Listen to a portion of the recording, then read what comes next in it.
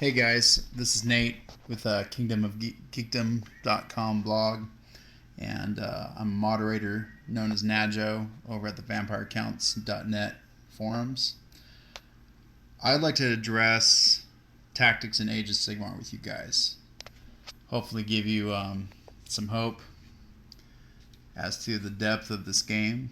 Yeah, it's 4 pages of rules, a couple little funny spots in them, but as a whole, the game's got a lot going on in it, and I wanted to show you some of the things that I've been talking about to help kind of kickstart the conversation further, get people looking beyond just the surface of what's going on.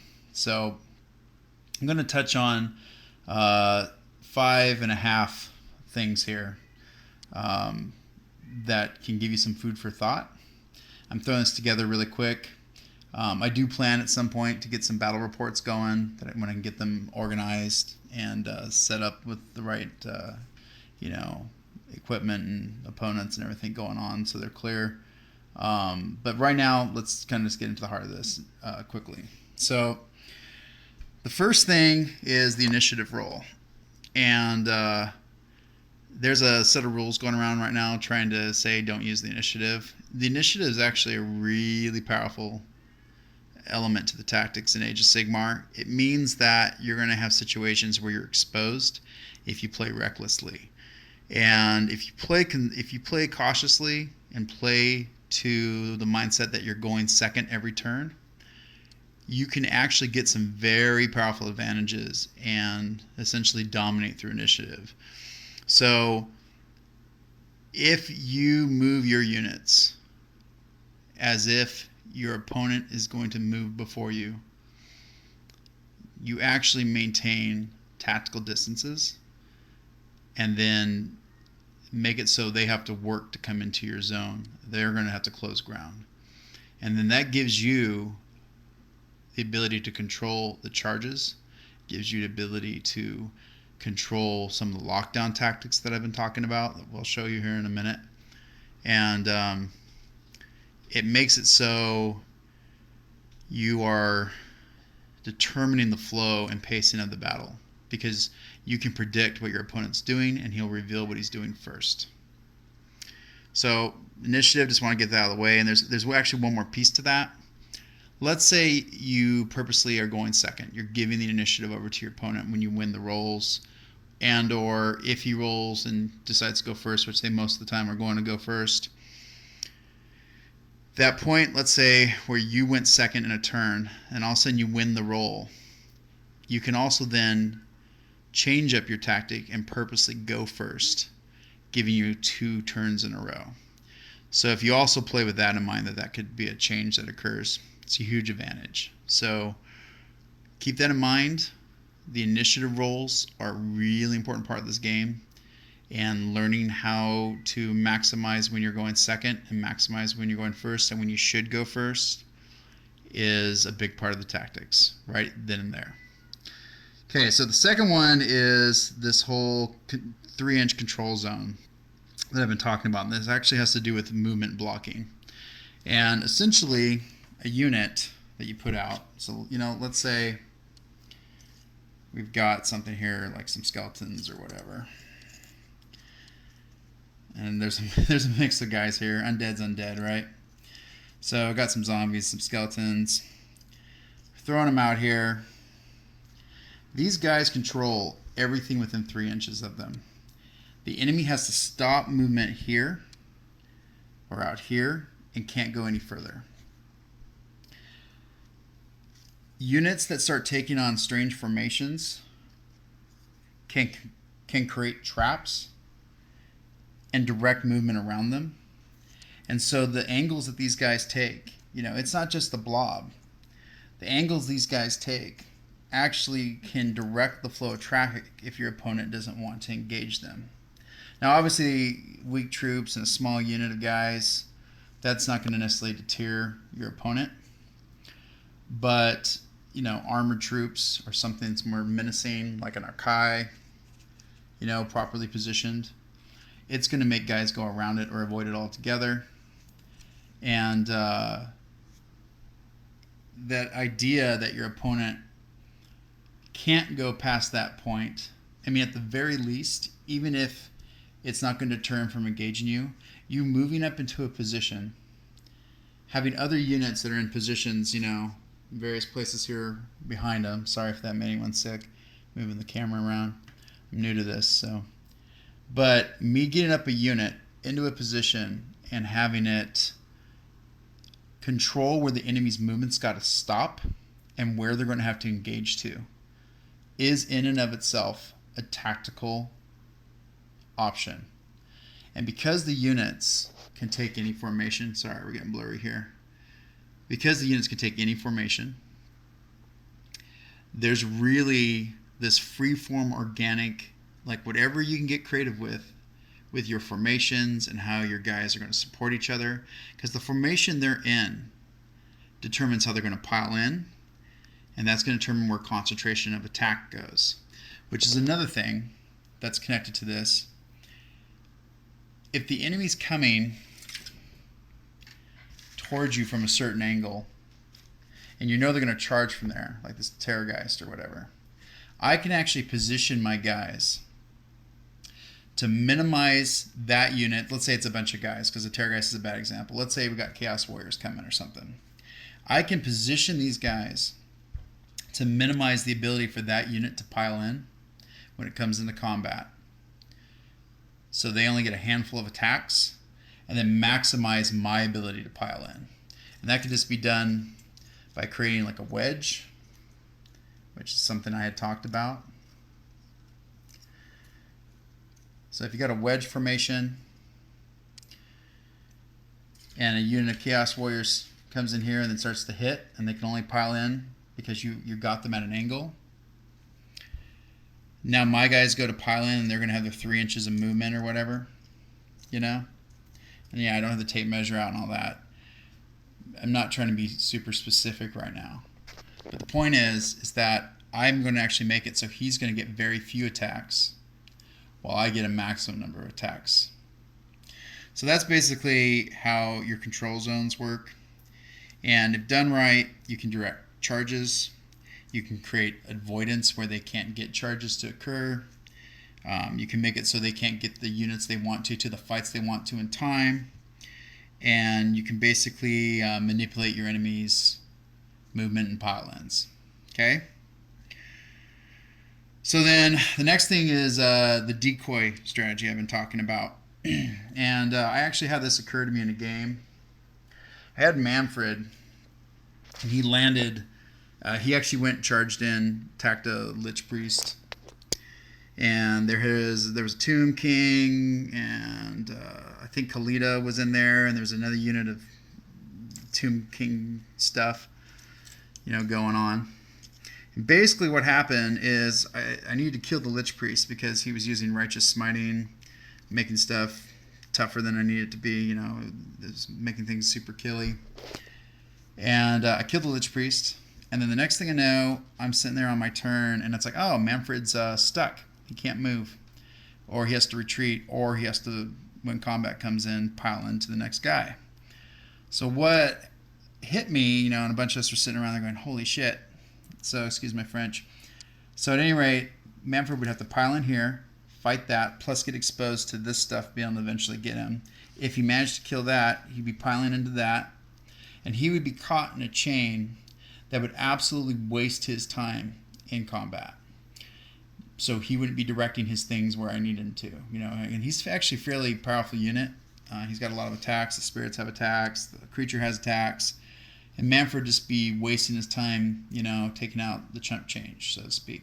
So that's part of what I've been talking about with the decoying. But the other thing that can happen is, as this starts to occur, this chaining, you can actually be moving other units in, you know, if you've got flyers and whatnot, and you can get them into positions where they're just outside of 3 inches. This guy gets killed, Manfred then falls into the next one, and then now he's in range of this combat. So it allows you to start setting up other units to support the units that that those characters or those other units are being forced to pile into. So that's a pretty big deal. Manfred, so I didn't waste him. I actually did a tactical retreat with him, pulled him out of combat, got him getting ready to go in towards something else. And yeah, you know, so that's one of the things I've been talking about with decoys. Most of the time, you can control and create these situations where you force lock in by charging something into combat. So this last game I played, I had a situation where there were some Chaos Warriors. They were they had a sorcerer behind them, and the Chaos Warriors they were causing some problems for me. I charged Manfred in behind the Chaos Warriors to the Chaos Sorcerer, and what it did is it put Manfred within 3 inches of the Chaos Warriors. So when the Chaos Warriors' turn came for them to move, they couldn't move unless they retreated. They did pile in. They had a Chaos Lord with them who was in the front, and he couldn't make his way through the Chaos Warriors because there's too many of them. The Chaos Warriors did pile into Manfred, but only a small number of them did. If he had gotten movement, he would have been able to maneuver them and then maximize their charge. So by what I did, I kept the Chaos Warriors out of other fights. I forced them to come into Manfred to not waste a turn.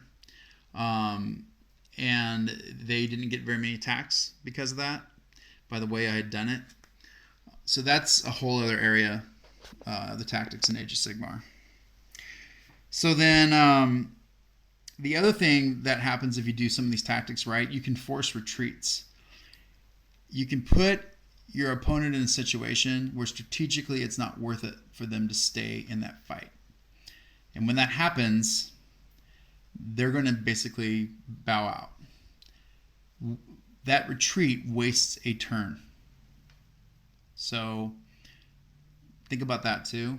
You want to make that happen. The fight orders. So this is a big deal. And it's something people aren't thinking about. I'm seeing a lot of the battle reports where people will kind of do the traditional Warhammer, let's complete all the fights in a engagement.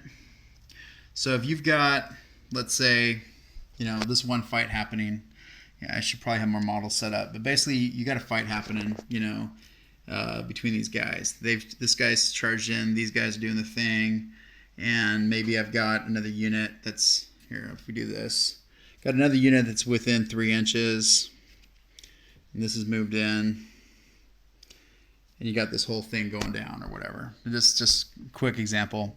So if this is my opponent's model, these are my 2 units, and my opponent's model goes to fight because he gets initiative. There is no point for me to complete this engagement right now. It's actually better for me to hop over to, let's say if there's another fight over here, like I've got some Hex Race coming in on his whatever, and if I let this situation go where if I don't attack with the Hex Wraith, this guy's going to kill him or something. Sorry for the bad camera work. This is my first video. So, at any rate, these guys here, if by them getting that first strike happening, they might wipe this guy out or weaken him severely. Depends on what's been happening, right? So then let's say they kill this guy. He never actually gets that attack back with this. This is already fought. So now I come back to this fight, and I get to do like the attacks with these guys and the pile-in and attacks with those guys and dominate this guy. So the fight order in Age of Sigmar is huge. You actually want to not stay in a single fight. You want to hop around to the most opportunistic engagements where you can, where you're getting the most bang for your buck, and do it in that order. So, and that's also important, going back to that initiative, choosing the initiative order, because the person who has the initiative gets to pick the first fight, right? So if you got an engagement that's going to happen where you need to strike first, then you're going to want to make sure that you get initiative or determine when something piles in. So, and then also there's a thing I like to call delayed pile-in. You can actually have a situation where you've got some guys that are hanging out here. They're 3 inches away, and because the way pile-in works, if things have set up right, and this comes into like doing your charges properly, having things nearby in the wings doing their thing, or getting your opponent to charge the right points. So there's a whole strategy and all that. But basically, you get it to where like your opponent has to pile in here. Well, he can't. These guys get within 3 inches, but he can't strike them. So a unit, you can have a unit that's like a hard unit that's armored up and able to take it. It accepts the charge, sucks up the damage, takes the blunt of it, and then, or the brunt of it, I mean. And then the support unit that may be, you know, your hammer type unit, but it's maybe a glass hammer or whatever. That support unit is going to be able to pile in and unload its payload, so to speak, right on that enemy that's engaged. So what you've actually done by doing your pile-ins properly, you've kept your softer units safe and made it so you've mitigated a bunch of damage and maximized the damage on your opponent. So between choosing your fights and determining how you pile in and making sure to do your combos and that kind of stuff, your combos properly where you got units supporting each other. It's kind of like the Empire detachment rule in the last edition. Every unit in this game that's within 3 inches of the fight is essentially a detachment. So you want to think that way. And that also means it's really important to have, you know, fast-moving guys like Manfred, or, you know, flyers like the Arkai, you know, and the cavalry. Because this stuff, it gives you mobility. They can lend support, move around the battlefield quite a bit. They're going to be able to get in there and do some of these tactics easier than the other units. So you want to keep that in mind, you know. Another thing is strategic retreats. There's times you want to pull yourself out of combat on purpose. In fact, for the vampire players out there, and for all my brothers back at the at vampirecounts.net, Hex Wraiths actually do their Spectral Hunters power when they retreat out of combat. So if Hex Wraiths ever get pinned down and you want to keep them moving, or you want to get that one last little hit in there, and you can actually move them out of combat, move them over what we're engaged with or whatever, end up 3 inches away or 3 inches outside the reach of something, so they land properly somewhere, and they'll do their Spectral Hunters hits. So it's kind of a neat little trick. But strategic retreats are a part of Age of Sigmar, something you can never do in Warhammer before. And you're putting yourself, your idea is you're trying to set up your next turn, or potentially set up a pile-in somewhere else, right? You know, so because that movement's going to happen before the combat phase. So I would have to double check to make sure that's legal, but I'm pretty sure it is if I remember all my rules correctly. So because once you're in the 3-inch range, you're basically considered engaged and doing your fighting and stuff. So there's ways to kind of maximize that as well. So then the big one. This is the thing that people are starting to notice. And I'm going to throw this out there. I am a huge Warhammer fan. Been doing it for 25 years. Loved 8th edition. I really understand the passion and frustration some of you guys are going through. Age of Sigmar, with these control zones, the initiative, and all the movement stuff that actually this game has a lot of.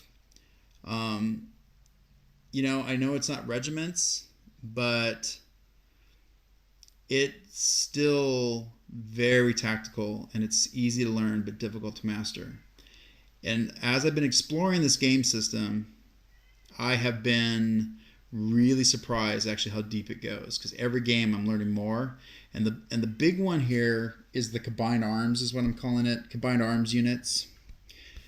Essentially the idea is, and this is going to matter for your army building, you want to take units that have synergy with each other.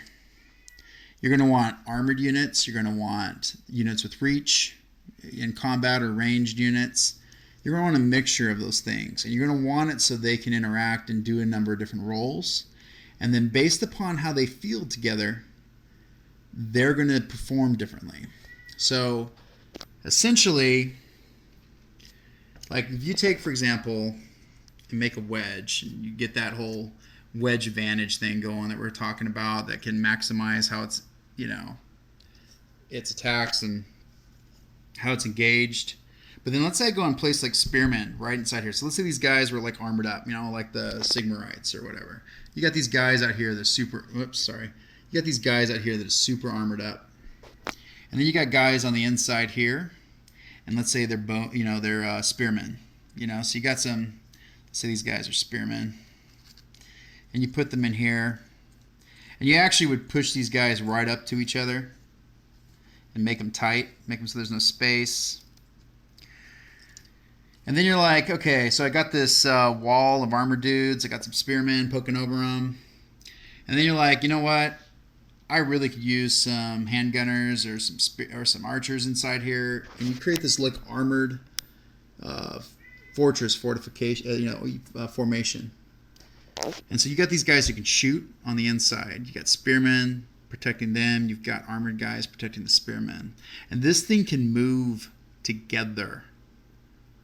I mean, you don't have to change the formation. You can make a movement tray for this thing. This thing can stay bases touching or models touching or whatever you need. This thing can function as a unit together. And there's no limit. I mean, you can actually take, like what I did here with these guys. I was kind of trying to use this as a example. These are grave guard around a bunch of zombies. And not that you would necessarily use zombies in the middle, but you could actually encircle your pokey unit, your unit with reach, or whatever it is, with armored guys, like a shield wall. And this is a legitimate formation in Age of Sigmar.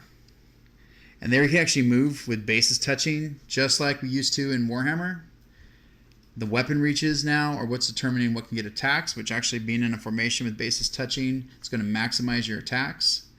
And so the combined arms, there is so many combinations that I'm finding.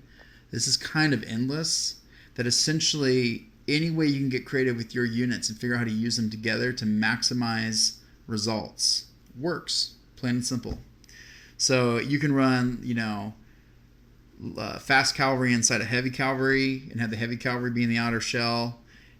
You can run things as screens and walls to protect them and take the brunt of the hits because models block line of sight and stuff. So there's a lot to this, and we're just scratching the surface. And I think that this is the area of the game you guys want to explore. This is something we've never had in Warhammer before. I mean, if you go back far enough to the first, second, and third edition, especially third, you do get in some really funky rules that involve leadership checks and, trying to maintain command over the guys and make sure they get into formation. There's all this complicated adding and dropping of ranks and going to shield formations and wedges and stuff, and it's messy. But what's really beautiful about Age of Sigmar is you just put guys in these formations. You can deploy them like this if you want, and then they'll just move. The only problem you're going to have is they're not going to be able to run like this. I mean, you could have them run and just move at the slowest run result because they're going to have different run rolls. But essentially, there is no limit. Maybe the one trick is you're not going to be able to have guys in the back like this. But essentially, you're going to be able to move units together and pull off these interesting formations. And the other thing is, once they get to where they're going or do what they're doing, you have them move up, and then they can disperse. So then that outer shell can just move off and kind of do its own thing and drop off like the gunmen. Those guys drop off and kind of move into a different position. And so these units can actually split up. I messed everything up there. They can split up and go about doing separate battlefield roles as well. So, at any rate, I really, urge you guys to give the game a chance. It's really fascinating that a new player can pick it up in literally 10 minutes. I had written a blog post about my 13-year-old daughter. She learned it completely on her own, and she's been clamoring to play it ever since and began getting games here and there when we've had time. And You know, new players, there's no barrier to them getting into this. There's no barrier to picking a model and putting it in your army. You basically like, I want to play with that, and then it's in. I have some more thoughts on other parts of the game. I don't want this video to go too long, but I basically kind of want to get these tactics going out there for you guys. Look for these opportunities in the game. Really try to, you know, maximize your movement, get the fights to end up the way you want them to, and control how the pile ends, the control zones, how things are, the fight orders, all that stuff. You know, initiative. That's where all these tactics are at in this game, and I think you'll find it's really satisfying. In fact, it's pretty overwhelming. So anyway, I hope that helps. I will have some more stuff for you guys later. I plan to get some battle reports done and do a bit on how the magic works. So we'll talk about that soon. If you got questions, you know, you can come to the I'm at vampireaccounts.net. You can also get in touch with me through the blog at kingdomofgeekdom.com. Anyway, take it easy, guys. Good luck, and have a blast learning Age of Sigmar.